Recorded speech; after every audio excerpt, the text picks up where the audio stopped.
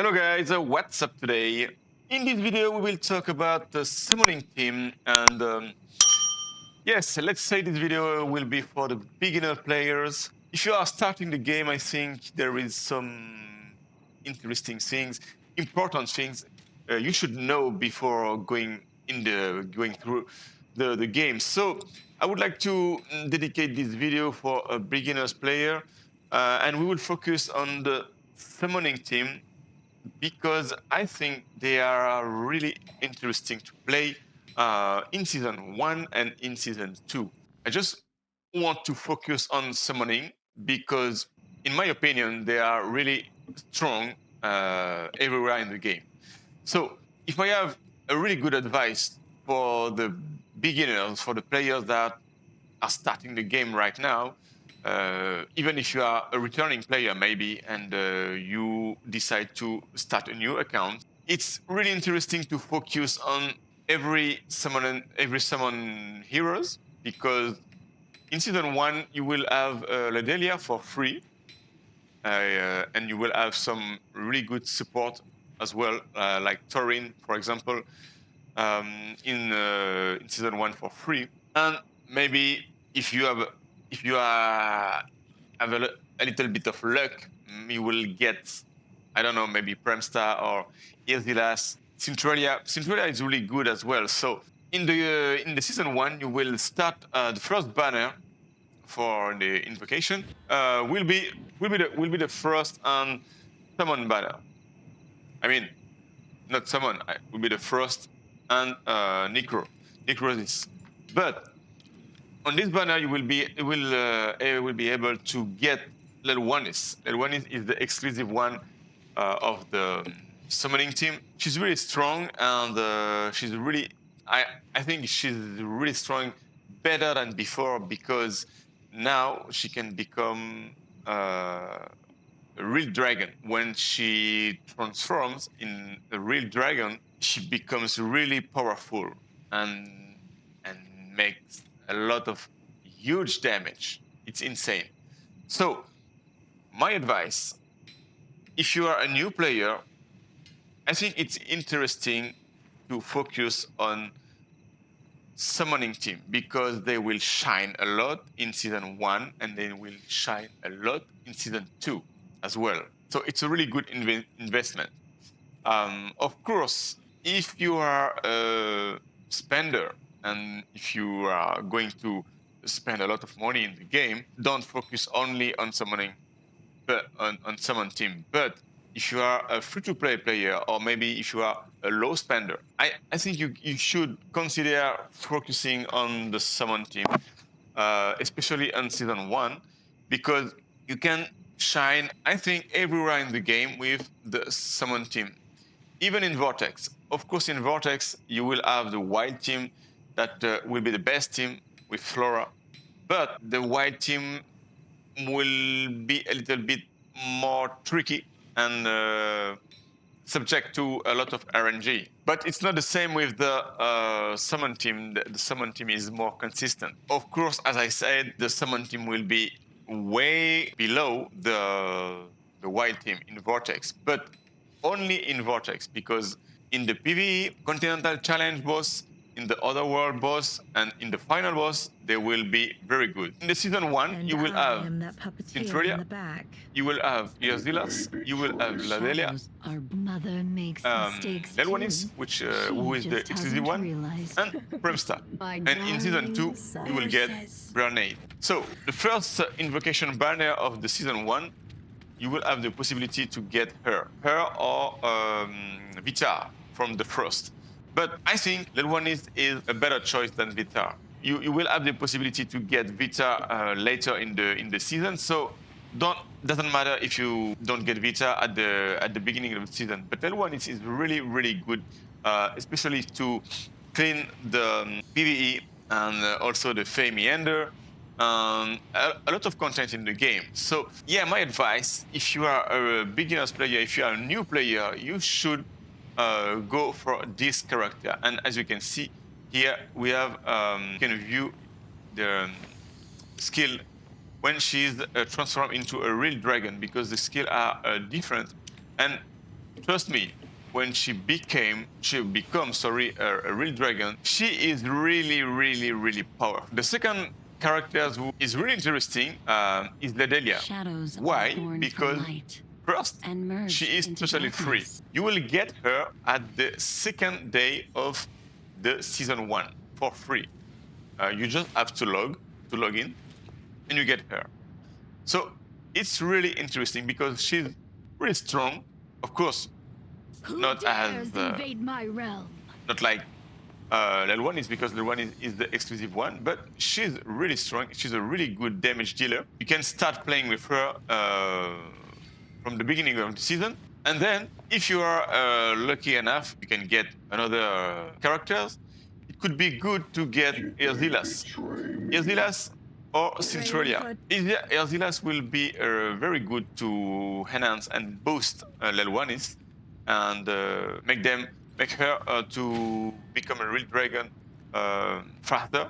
Same for Centralia, because of her ultimate skill.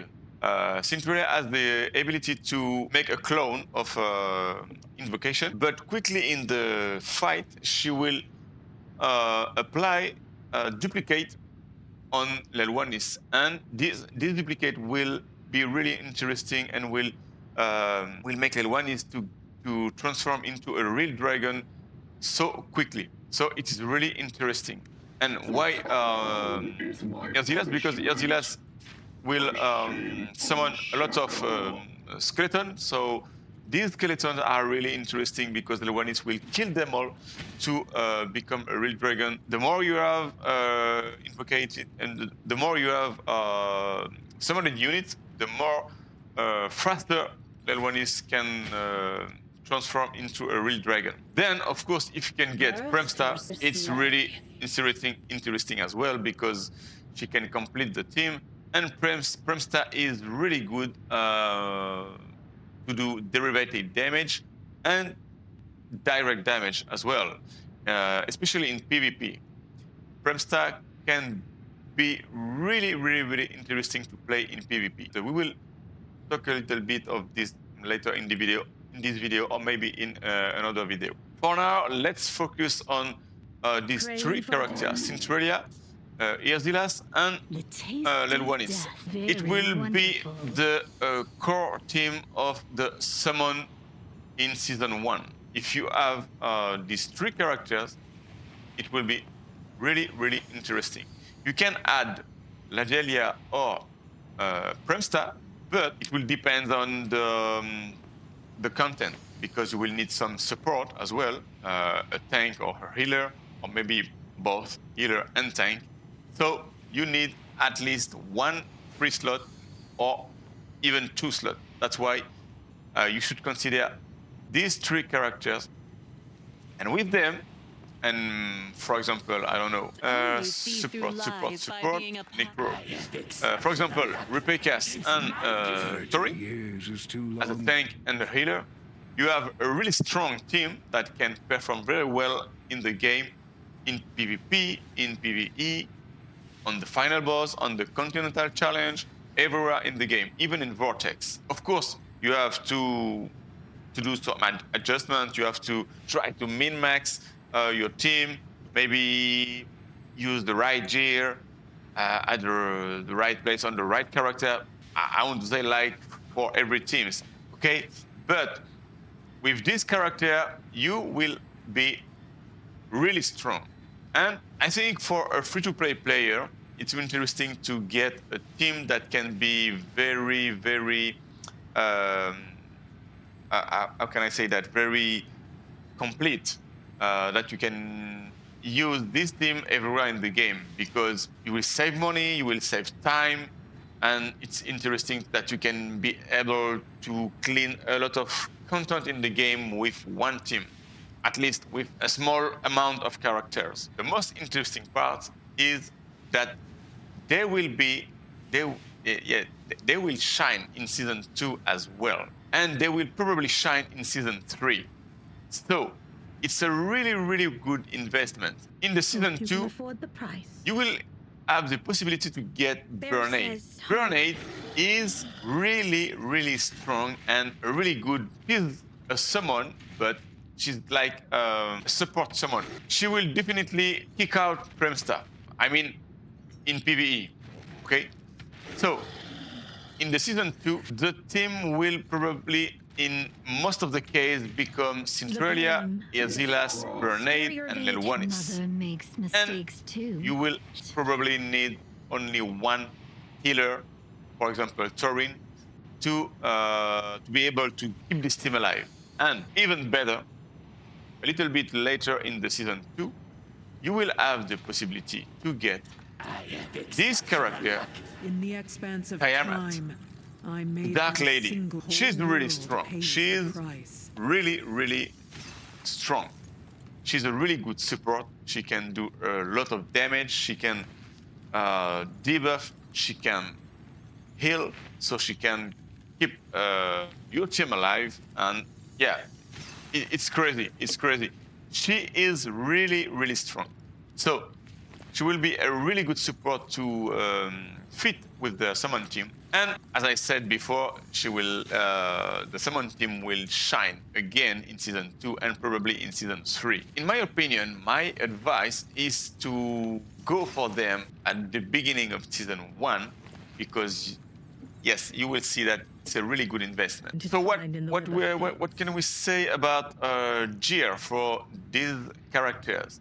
It's really simple. Level 1 is you just have to focus on crit rate, crit damage, and attack. I would say not HP or defense because when she becomes a dragon, she has a lot of HP and defense. So it's not really interesting for her to care about HP and defense. Just focus on crit damage, crit rate, and attack. You don't care about HP and defense. For Centralia, Craving for eternal Centralia destiny. is the one you want her to have a lot of attack. She will be the one that will wear the organ, for example. So most of the time, as you can see, she's like this a little bit, and you will look for a lot of attack over there because she will share her attack with the other characters. Erzilas is it's more tricky because Erzilas can be a tank, can be off tank, can be an enabler. I mean enabler, not really an enabler, but yeah, a little bit because he's summoning a lot of skeleton, and because of this skill, it's really interesting to play him with the hourglass. So he can boost all the team quickly and often. For Erzilas, you will have different possibility to set him. For example, with this set, the 3 ears, which is really interesting for him. You will have the possibility as well to use this one when you have when you need some tanking, when you need to mitigate the damage on the team. It's really interesting to use the Ancestral Protection set. You can use this one as well because you want him to use his skill really fast. Then for Ladelia is like Lelwanis, so you have to focus on crit rate, crit damage, and attack. But Ladelia, you have to be careful about her HP and defense because she's not strong as Lelwanis can be, because Lelwanis, as I said before, she will become a red dragon, and in dragon form she has a lot of HP and defense, but that's not the case of Ladelia. So you have to care about a little bit about that. Premstar is the same. Premstar, you have to be careful about her life and defense because she is the range as Ladelia, and I would say she is weaker than Ladelia. So yeah, you have to care about that, and of course, enlightenment and attack, because Premstar you have to focus on derivative damage. So enlightenment, you don't care about crit rate and crit damage, no need, and no need accuracy. Resistance, you have you need resistance maybe in some fight. It depends on the fight. But most of the time, you have to focus only on attack and enlightenment, and then HP and defense. Most of the time, we will use this artifact, which is really interesting for her because of the derivative damage. For level 1 is, of course, you will be using the exclusive one if you have hit. If you don't, try to get maybe this one. It's really interesting because of the crit damage. It will depend on what you have over there. If you have maybe for the gloves, if you have crit damage, maybe we'll go for a crit rate 1 on the artifact. It depends on what you have over there. But consider a lot of crit damage for her. Most of the time, consider a lot of crit damage for her. For crit rate, if you can reach 100%, it's perfect. But if you are at 60 or 70, it's good. Yeah, it's pretty good. And I think it's better to have maybe, let's say, 60 or 70 crit rate and 350 or 250 or 300 crit damage than 100 crit rate and 150 crit damage. The damage output will be way better if you have a lot of crit damage here.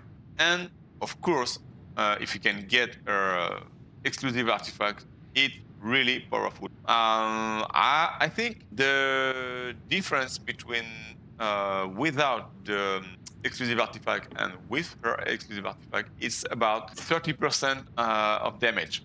You will do 30% damage more with the exclusive artifact. Then for Burnade in the season 2, Burnade will be a really good Witch's Remain applier. So this artifact will be she will be a really good Witch's Remain applier for the defense penalty. And about the set, you will have some different possibilities.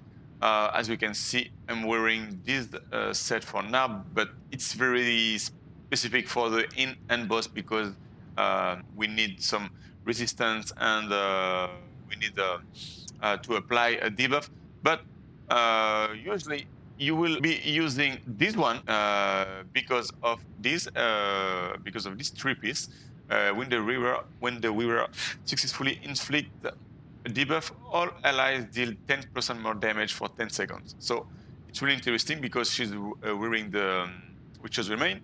You can, of course, use this one as well, the 3 Ears emblem, and the Puppeteer set, yes, or the Holy Glove, Holy Hunter. So it will depend on the situation, but most of the time, she will be the Witch's Remain applier. So this artifact is for beginners player. The first one you should go for when you will have your first dupe, dupe in the legendary characters. Go for this artifact. Okay, so I will not talk about Rupekas and Thorin because he is a tank. It's a little bit common. It is a little bit tricky because he can be a tank, he can be a DPS, he can be a debuffer. So yeah, but I will not talk about Rupekas because I have talked about him a lot in my video in the past. So if you are interested in Rupekas, you can look in my older video. And same for Thorin. Thorin is a really good healer. So it's a classic healer. You can use him everywhere in the game as a healer. But I will focus on Tiamat, who is really, really interesting and really powerful. And you will get her in season 2, and she will become part 100% the time of your summoning team. When you will use Tiamat in your summoning team, you will have the possibility for her to use different set as well. This one, again, because she is applying some attack penalty and buff prohibition, so it's really interesting to use this set because of the three pieces bonuses. And you can use as well the 3 Ears emblem and this one as well. this set is really interesting and really powerful in PvP, for example. You can use as well the Perpetuous set. Why? Because basically she will use her ultimate skill very quickly at the beginning of the fight. So it's really interesting to use the Perpetuous set on her, and of course you can use some DPS set, this one or this one, even the mythical set. But the mythical set are for everyone, I would say. But yes, as she can do a really good DPS, a really good damage. She can be a really good damage dealer. Depending on the situation, you will change your gear depending on the situation. But most of the time, you will use. I think most of the time you will use this one, the emissary set, or maybe the Perpetuous one. If you are looking for PvP, the Holy Hunter set is really interesting. And finally, I will go for the last character, which is, I think, really interesting for the summoning team. And it is Utyr. Utyr is a hero that you can get in the season 1. It's an event hero, so you have to focus on the event to get him. It's really easy. You just have to do the quest and to do the Continental Challenge boss. You can get him. You will have to summon a little bit, of course, because you will need some. I don't remember the name, but the token to get him. And you will get him for free. So it's really interesting as well because he is a really interesting character as well because he can revive his teammates. So it's really interesting. These characters are the legendary characters, but of course, especially if you are free-to-play player, it will be a little bit complicated for you to get all of these legendary characters. So that's why you have to complete the legendary teams with some epic characters. And in the epics characters, you have Histarian. Histarian is pretty good. Histarian will be, I would say, a mini Ladelia. It's probably the same character, but Histarian is a little bit weaker than Ladelia. And you have Zadok, which is interesting as well. And Zadok can be a damage dealer or can be a Witch's Remain applier. And Joyce. Joyce can be really interesting as well, but it depends on the situation. Most of the time you will not use him because the damage is not good as it can be with Histarian. About the other, they are good. Of course, if you don't have any legendary at all and you just have epic character and rare character, you can use them. But in the new season 1, in the new season 1, in the new season 2, it's really easy to get legendaries. So I assume you will have at least 2 or 3 legendaries to have a base team. And if you go for Lelwanis, you will at least have Lelwanis. Keep in mind that when you go for a character on a specific banner, for example, if you go for Lelwanis, on the first banner, you will have you must have, yes, I will say you must have a minimum of 300 dice. Not 300, but 270. Okay, so I think that's all for today. I think I've covered all the aspects of the summoning team. To tell you, yes, this is really interesting to focus on them at the start of the season 1 because they are really strong, they are really powerful, and the new Lelwanis is really powerful, and they will shine a lot in season 1 and a lot in season 2 as well, and probably in season 3, as I said. So it's really interesting to go for them in the season 1. You will have the possibility to compete everywhere in every ranking in the game and in every aspect of the game, in every content of the game. Even in PvP, they are really strong in PvP, and you can have some really strong team in PvP with the summon team. But I will do another video a little bit later, and we will talk about specifically PvP, and we will see the same on team in PvP. So that's all for today. I hope this video can be a little bit helpful for the new player, for the beginners. Feel free to leave me a comment below the video if you have any question. It will be a pleasure for me to try to answer. And yes, leave me a thumbs up if you like this video.